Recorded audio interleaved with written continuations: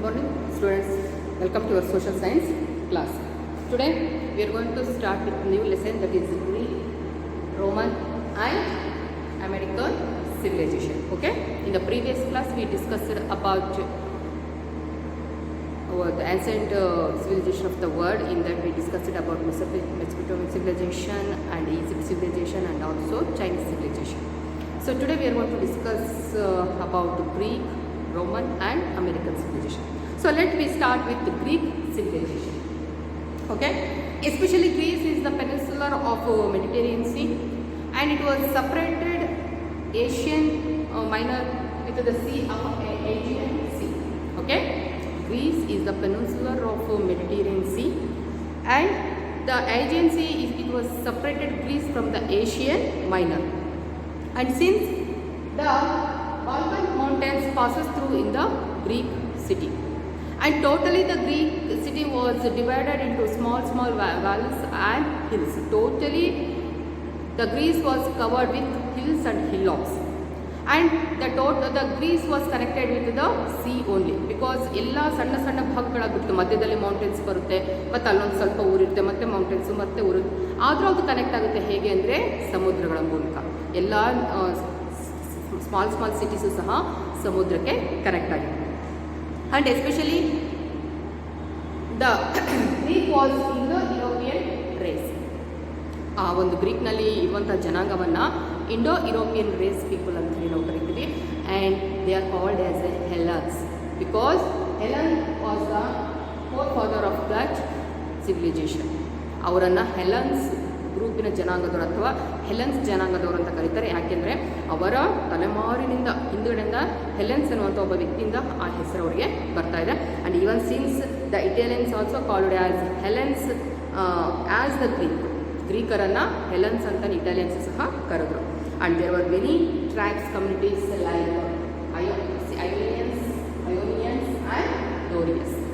Okay, so Greece is the peninsula of Mediterranean Sea, and Aegean Sea was separated the Greece from the Asian Minor, and the Balkan mountains are passes through in the Greek, and the Greek was divided into small cities because of hills and hillocks are divided that.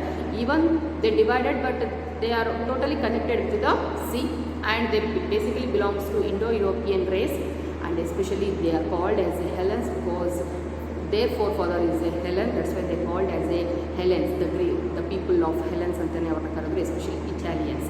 And ಅಲ್ಲಿ ಸಣ್ಣ ಸಣ್ಣ ಮನೆತನಗಳು ಆಳ್ವಿಕೆಯನ್ನು ಮಾಡಿದ್ರು. ಯಾವ ಅಂತಂದರೆ Ionians and Dorians. Okay, so next is city state. See, 3000 years back, every kings they are appointed a advisory committee. Okay, 3000 years back, each and every kings they are appointed a advisory committee, and they started developing of economic, business, crafts, everything. Because of that, there was raised a small group of people and small group of villages, and that villages become as a cities. Okay, so ಆವಾಗ 3000 years ಬ್ಯಾಕಲ್ಲಿ ಏನಾಯಿತು, ಪ್ರತಿಯೊಬ್ಬ ರಾಜರು ಸಹ ಅವರಿಗೆ ಆದಂತಹ ಒಂದು advisory ಕಮಿಟಿಯನ್ನು appoint ಮಾಡ್ಕೊಳ್ತಾ ಇದ್ರು. ಸೊ ಅಲ್ಲಿ ಅವ್ರು ಏನು ಮಾಡಿದರು, ಇಂಡಸ್ಟ್ರಿಗಳನ್ನು ಡೆವಲಪ್ ಮಾಡಿದರು, ಬಿಸ್ನೆಸ್ಸನ್ನು ಡೆವಲಪ್ ಮಾಡಿದರು, ಮಾರ್ಕೆಟ್ಗಳನ್ನು ಡೆವಲಪ್ ಮಾಡಿದರು. ಹಾಗಾಗಿ ಚಿಕ್ಕದಾಗಿದ್ದಂಥ ಹಳ್ಳಿಗಳು ಮಾರ್ಕೆಟ್ ಜಾಸ್ತಿಯಾಗಿ, ಬಿಸ್ನೆಸ್ ಜಾಸ್ತಿಯಾಗಿ ಸ್ವಲ್ಪ ಸಿಟಿಗಳಾಗಿ ಬೆಳೀತಾ ಹೋಯಿತು. So when they become as A cities, each and every cities they started the administration of their own. ಆ ಒಂದು ಸಿಟೀಸ್ ಸ್ಟಾರ್ಟ್ ಆದ ತಕ್ಷಣ ಆ ಸಿಟಿಗೆ ಅವ್ರದ್ದೇ ಆದಂಥ administration, and that is called as a polis. So in Greek language, the Greeks were basically loyal to their cities. They are not respect to their country compared to, especially the city states are called as a polis. ಅಲ್ಲಿ ಏನು ಚಿಕ್ಕದಾಗಿದ್ದಂಥ ಹಳ್ಳಿಗಳು ದೊಡ್ಡದಾಗಿ ಸಿಟಿಗಳಾಯಿತು, ಆ ಸಿಟಿಗಳನ್ನು polis ಅಂತ ಕರೆದ್ರು in Greek language. So polis ಅಂದರೆ ಅದೊಂದು area, ಅದನ್ನೆಲ್ಲ ಒಬ್ಬರು ಕಂಟ್ರೋಲ್ ಮಾಡ್ತಾ ಇದ್ರು. And the people of that cities they are very loyal to their cities, none other than the country. ಅವರು ವಾಸ ಮಾಡುವಂಥ ಸಿಟಿಗೆ, ಅಂದರೆ ಈಗ ನಮ್ಮದು ಶಿರಾ ಒಂದು ನಗರ. ಸೊ ಇಲ್ಲಿರೋ ಜನಕ್ಕೆ ಫಸ್ಟ್ ಶಿರಕ್ಕೆ ಇಂಪಾರ್ಟೆನ್ಸ್ ಕೊಡ್ತಾರೆ. ಶಿರಾದ ಆಡಳಿತಕ್ಕೆ ಇಂಪಾರ್ಟೆನ್ಸ್ ಕೊಡ್ತಾರೆ, ಶಿರಾದ ಅಡ್ಮಿನಿಸ್ಟ್ರೇಷನ್ಗೆ ಇಂಪಾರ್ಟೆನ್ಸ್ ಕೊಡ್ತಾರೆ, ಅಲ್ಲಿ ಯಾರು ಆಡಳಿತ ಮಾಡ್ತಿರ್ತಾರೆ ಅವ್ರಿಗೆ ರೆಸ್ಪೆಕ್ಟ್ ಕೊಡ್ತಾರೆ, ಆಮೇಲೆ ಕರ್ನಾಟಕ ಸ್ಟೇಟ್ಗೆ ರೆಸ್ಪೆಕ್ಟ್ ಮಾಡ್ತಾರೆ. ಹಾಗೆ so the people they are very loyal to their cities, not to their state. ಅವ್ರು ಎಲ್ಲಿ ವಾಸ ಮಾಡ್ತಾರೋ ಆ ಸ್ಟೇಟಿಗೆ ಅಷ್ಟು ರೆಸ್ಪೆಕ್ಟ್ ಕೊಡ್ತಾರಲ್ಲ, ಸಿಟೀಸ್ಗೆ ಕೊಡ್ತಾಯಿದ್ರು. And each and every states they are having their own administration, their own rules and laws, their own justice, ಎಲ್ಲ ಅವ್ರವ್ರ ಸ್ಟೇಟ್ಗೆ ಬೇಕಾದಾಗೆ ಅವ್ರ ಕಾನೂನುಗಳನ್ನು ಮಾಡ್ಕೊಂಡಿದ್ರು. ಅವ್ರದ್ದೇ ಸಪ್ರೇಟ್ ಆಡಳಿತ ಇತ್ತು, ಅವ್ರದ್ದೇ ಸಪ್ರೇಟ್ ಆದಂಥ ಒಂದು ಲ್ಯಾಂಗ್ವೇಜನ್ನು ಮಾಡ್ಕೊಂಡಿದ್ರು, ಅವ್ರದ್ದೇ ಕಾನೂನನ್ನು ಮಾಡ್ಕೊಂಡಿದ್ರು. ಈ ಒಂದು ಎಲ್ಲ ಸ್ಟೇಟ್ಗಳು ಅವ್ರದ್ದೇ ಆದಂಥ ಆಡಳಿತ ಮಾಡ್ಕೊಂಡಿದ್ರು ಸಹ ದೇ ಆರ್ ಯುನೈಟೆಡ್. ಹೇಗೆ ಅಂದರೆ because of the epic poetries and Homer's, especially Homer's epic poetry, Olympic games and Greek gods were able to unite there. ಅಂದರೆ ಹೋಮರ್ಸ್ ಬರೆದಿರುವಂತಹ ಎಪಿಕ್ ಏನು ಬುಕ್ಸ್ ಏನಿತ್ತು ಅದು, ಆಮೇಲೆ ಒಲಿಂಪಿಕ್ ಗೇಮ್ಸ್ ಏನು ನಡೀತಾ ಇತ್ತು ಅದು, ಹಾಗೆ ಅವರ ಗಾಡ್ ಗ್ರೀಕಿನ ದೇವರು ಏನು ಮಾಡಿದರು ಅವರ ಹೆಸರಿನಲ್ಲಿ ಅಷ್ಟು ಸಣ್ಣ ಸಣ್ಣ ರಾಜ್ಯಗಳಾಗಿದ್ದರೂ ಸಹ ಅವರೆಲ್ಲರೂ ಗ್ರೀಕರು. ಈಗ ನಮ್ಮಲ್ಲೂ ನೋಡಿ, ಈಗ ನಾವು ಕರ್ನಾಟಕದಲ್ಲಿ ಕನ್ನಡ ಭಾಷೆ ಮಾತಾಡ್ತೀವಿ, ಮಹಾರಾಷ್ಟ್ರದಲ್ಲಿ ಮರಾಠಿ ಮಾತಾಡ್ತೀವಿ, ತಮಿಳ್ನಾಡಲ್ಲಿ ತಮಿಳು, ಈ ಒಂದು ವಿ ಆರ್ ಕನೆಕ್ಟೆಡ್. ಹೇಗೆ ವಿ ಆರ್ ಆಲ್ ಇಂಡಿಯನ್ಸ್, ನಾವು ಭಾರತೀಯರು, ನಾವು ಭಾರತ ಮಾತೆಗೆ ರೆಸ್ಪೆಕ್ಟ್ ಮಾಡ್ತೀವಿ. ಫೈನಲಿ ನಾವು ಭಾರತಕ್ಕೆ ಜೋಡಿಸ್ಕೊಂಡಿದ್ವಿ. ನಾವು ಕರ್ನಾಟಕದಲ್ಲಿದ್ದಾಗ ನಾವು ಕನ್ನಡಕ್ಕೆ ರೆಸ್ಪೆಕ್ಟ್ ಮಾಡ್ತೀವಿ, ಹೌದಾ? ತಮಿಳ್ನಾಡಿನವರು ತಮಿಳ್ ಭಾಷೆಗೆ ರೆಸ್ಪೆಕ್ಟ್ ಮಾಡ್ತಾರೆ. ಆದರೆ ದೇಶ ಅಂತ ಬಂದಾಗ ವಿ ಆರ್ ಆಲ್ ಟುಗೆದರ್, ಹೌದಾ? ನಾವೆಲ್ಲ ಭಾರತೀಯರು ಅಂತ ನಾವು ಹೇಳ್ಕೊಳ್ತೀವಿ. ಲೈಕ್ ದ್ಯಾಟ್ ಗ್ರೀಕಲ್ಲೂ ಸಹ ಸಣ್ಣ ಸಣ್ಣ ಸ್ಟೇಟ್ಗಳು ಆಡಳಿತ ಮಾಡ್ತಾಯಿದ್ರು ಸಹ they are very connected. Because EPIC ಏನು ಹೋಮರ್ಸ್ ಬರೆದಿರುವಂತಹ ಎಪಿಕ್ ಬುಕ್ಸ್ಗಳು ಆಗಿರ್ಬೋದು, ಮತ್ತು ಆ ದೇವರ ಹೆಸರಿನಲ್ಲಿ, ಆ ಗ್ರೀಕಿನ ದೇವರ ಹೆಸರಲ್ಲಿ ಅವರೆಲ್ಲ once again connected. So next ಅದರಲ್ಲಿ ಎಸ್ಪೆಷಲಿ ಗ್ರೀಕ್ ಸಿಟಿನಲ್ಲಿ ನಮಗೆ ಮೇಯ್ನಾಗಿ 2 ಸಿಟೀಸ್ ಕಂಡು ಬರುತ್ತೆ. ಯಾವುದು ಅಂದರೆ Athens and Sparta. Most important cities contribute. ಗ್ರೀಕಲ್ಲೇ ಒಂದು ಐಡೆಂಟಿಫಿಕೇಶನ್ ಮಾಡುವಂಥ ಸಿಟಿಗಳು ಯಾವುದು ಅಂದರೆ ಅಥೆನ್ಸ್ ಮತ್ತು Sparta. Okay, first we will discuss about Athens. See, Athens is the city of Attica state.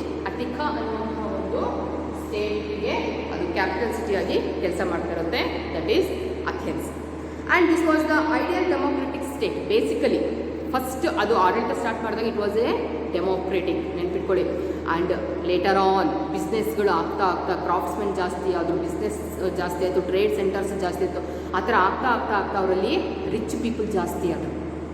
So ಯಾರು ಹೇಳ್ತೀವಿ ಅಂದರೆ the rich were elected as a administrators named as archons. ಯಾವಾಗ ಅಲ್ಲಿ ಬಿಸ್ನೆಸ್ ಜಾಸ್ತಿ ಆಯಿತು, ಶ್ರೀಮಂತರು ಜಾಸ್ತಿ ಆಯಿತು, ಎಲೆಕ್ಷನ್ಗಳಲ್ಲಿ ಅವರಿಗೆ ಗೆಲ್ಲೋದಕ್ಕೆ ಸ್ಟಾರ್ಟ್ ಆದರು. ಸೊ ಆವಾಗ ಅಲ್ಲಿ ಆಡಳಿತ ಶ್ರೀಮಂತರ ಕೈಗೆ ಹೊರಟೋಯ್ತು. And a person named Draco enforced inhuman laws in Athens. So ಯಾವಾಗ ಶ್ರೀಮಂತರ ಕೈಗೆ ಆಡಳಿತ ಬಂತು ಅಲ್ಲಿ ಡೆಮೋಕ್ರಸಿ ಬಿದ್ದೋಗ್ಬಿಡ್ತು. ಕಾಮನ್ ಪೀಪಲ್ಗೆ ಅಲ್ಲಿ ಏನು ರೆಸ್ಪೆಕ್ಟ್ ಇಲ್ಲ, ಬರೀ ಶ್ರೀಮಂತರದ್ದು ಆಡಳಿತ, ಅವ್ರು ಏನು ಮಾಡ್ತಾರೆ ಅದೇ ಇಲ್ಲ, ಅವ್ರು ಏನು ಕೊಡ್ತಾರೆ ಅದೇ ಶಿಕ್ಷೆ. ಸೊ ಹಾಗಾಗಿ ಸ್ವಲ್ಪ ಅಥೆನ್ಸಲ್ಲಿ ಡೆಮೋಕ್ರಸಿ ಲೂಸ್ ಆಗ್ತಾ ಆಗ್ತಾ ಆಗ್ತಾ ಡಿಕ್ಟೇಟರ್ಶಿಪ್ ಬರೋದಕ್ಕೆ ಸ್ಟಾರ್ಟ್ ಆಯಿತು. And these were later modified and human friendly of Solon. And after Solon anarchy set in Athens. ಮತ್ತೆ ಅನಾರ್ಚಿ ಅನ್ನೋದು ಅಲ್ಲಿ ಬಂತು. And the middle class and the working class that had emerged due to commerce, business and industries join hands and played a significant role to get the democracy once again. So ನಿಧಾನವಾಗಿ ಏನು ಶ್ರೀಮಂತರ ಕೈಯಲ್ಲಿತ್ತು ಆಡಳಿತ, so ಯಾವಾಗ ಕ್ರಾಫ್ಟ್ಸ್ಮನ್ಗಳು ಬುದ್ಧಿವಂತರಾದರು, labours ಜಾಸ್ತಿ ಆದರು, ಆಗ once again ಅಲ್ಲಿನ ಆಡಳಿತ ಡೆಮೋಕ್ರಸಿಗೆ ಬಂತು. ಕಾಮನ್ ಪೀಪಲು ಸಹ ಅಡ್ಮಿನಿಸ್ಟ್ರೇಷನಲ್ಲಿ ಭಾಗವಹಿಸೋದಕ್ಕೆ ಸ್ಟಾರ್ಟ್ ಆದ. And they are played a very significant role in removing of dictators and they installed democracy once again in Athens. ಅರ್ಥ ಆಗ್ತಿದ್ದಾನಾ? Basically Athens democratic centre. ಆದರೆ ಶ್ರೀಮಂತರ ಕೈಗೆ ಆಡಳಿತ ಹೋಗಿ ಸ್ವಲ್ಪ ಡಿಕ್ಟೇಟರ್ಶಿಪ್ಪಲ್ಲಿ ಬರ್ತಾ ಇರುತ್ತೆ.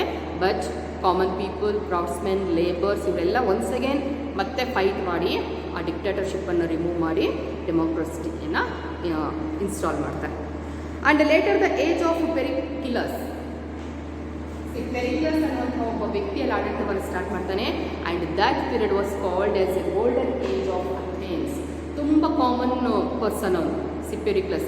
ಸೊ ಅವನೇನು ಮಾಡ್ತಾನೆ, ಎಲ್ಲ ಕಾಮನ್ ಪೀಪಲ್ಗೆ ಬೇಕಾಗುವಂಥ ರೂಲ್ಸ್ ಆ್ಯಂಡ್ ರೆಗ್ಯುಲೇಷನ್ಸನ್ನು ಇಂಪ್ಲಿಮೆಂಟ್ ಮಾಡ್ತಾನೆ. ಪ್ರತಿಯೊಬ್ಬರು ಅವರು ಶ್ರೀಮಂತರಾಗಿರಲಿ ಬಡವರಾಗಿರಲಿ ಏನಾದರೂ ಆಗಿರಲಿ, ಸೊ ಅವರೆಲ್ಲರಿಗೂ ಇಂಪ್ರೂವ್ ಆಗಬೇಕು ಅನ್ನುವಂಥ ರೂಲ್ಸ್ ಆ್ಯಂಡ್ ರೆಗ್ಯುಲೇಷನ್ಸನ್ನು ಇಂಟ್ರಡ್ಯೂಸ್ ಮಾಡ್ತಾನೆ. ಹಾಗಾಗಿ ದ ಏಜ್ ಆಫ್ ಅವನ ಪೀರಿಯಡನ್ನು, ಅವನ ಅಡ್ಮಿನಿಸ್ಟ್ರೇಟಿವ್ ಪೀರಿಯಡನ್ನು ಗೋಲ್ಡನ್ ಏಜ್ ಆಫ್ ಅಥೆನ್ಸ್ ಅಂತೇಳಿ ಕರೆದ್ರು. And during the time of Pericles, art, literature, education, science, philosophy, everything, every field got enlightenment. Got it? At the time of Pericles, art, literature, science, physics, every field ಏನೆಲ್ಲ ಬೇಕಿತ್ತು ಡೆವಲಪ್ಮೆಂಟಿಗೆ ಅಥೆನ್ಸ್ಗೆ ಅದೆಲ್ಲ ಫೀಲ್ಡನ್ನು ಅವನು ಬೆಳವಣಿಗೆಯನ್ನು ಮಾಡ್ತಾನೆ. And the school ಅದನ್ನು ಆ ಪೀರಿಯಡನ್ನು school of Helens ಅಂತಲೂ ಸಹ ಕರೆದ್ರು. And philosophers like Socrates, Plato and Aristotle, very important. ನಿಮಗೆ ಪೊಲಿಟಿಕಲ್ ಸೈನ್ಸ್ ನಿಮ್ಗೆ ಓದುವಾಗ ಇವರೆಲ್ಲ ಸಿಗ್ತಾರೆ. ಸಾಕ್ರಟೀಸ್, ಅರಿಸ್ಟಾಟಲ್ ಆ್ಯಂಡ್ ಪ್ಲೇಟೋ ಇವರೆಲ್ಲರೂ ಸಹ ಅಥೆನ್ಸ್ಗೆ ಸೇರಿರೋದು. The philosophers, okay, the philosophers like Socrates, Athens and Plato ಏನಿದ್ದಾರೆ, they are belong to Athens. So next, the city of Sparta. This city is called as a military center because in Sparta each and every child at the age of 7 itself, the parents they are sent to that kid to a military training centers. Compulsory, ಯಾರೇ ಆಗಿರಲಿ, ಆ ಒಂದು ಸ್ಮಾರ್ತದಲ್ಲಿ ಒಂದು ಗಂಡು ಮಗು ಹುಟ್ಟಿದೆ ಅಂದರೆ ಅದು 7 years ಏಜ್ ಆಗಿದೆ ಅಂತಂದರೆ ಆ ಬಾಯನ್ನು ಆ ಮಿಲಿಟರಿ ಸೆಂಟರ್ಗೆ ಕಳಿಸ್ಬಿಟ್ಟಿದ್ರು. Each and every boy they are going to get the military training, and they were recruited as a military after the 12 years training. ಸತತವಾಗಿ 12 years ಹಾರ್ಡ್ ಟ್ರೈನಿಂಗ್, ಎಲ್ಲ ಥರದ ಮಿಲಿಟರಿ ಟ್ರೈನಿಂಗನ್ನು ಕೊಟ್ಟು after 12 years they are going to be joined as a military, as a soldiers.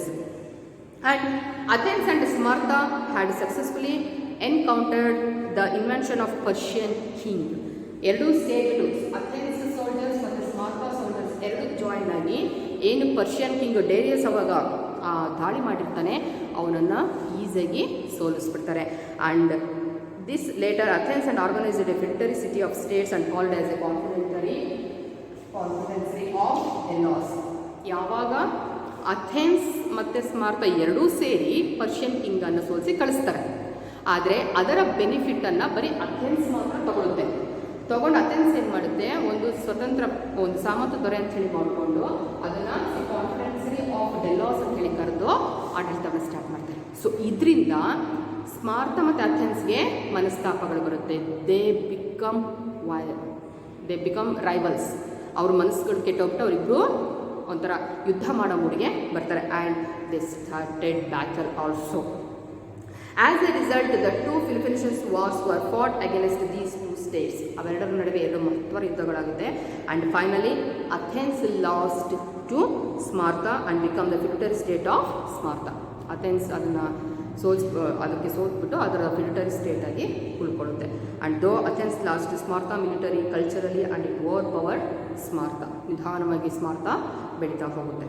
And by 5 BCE, due to the invention of Persia and internal wars between Athens and Sparta, Greek civilization lost its importance.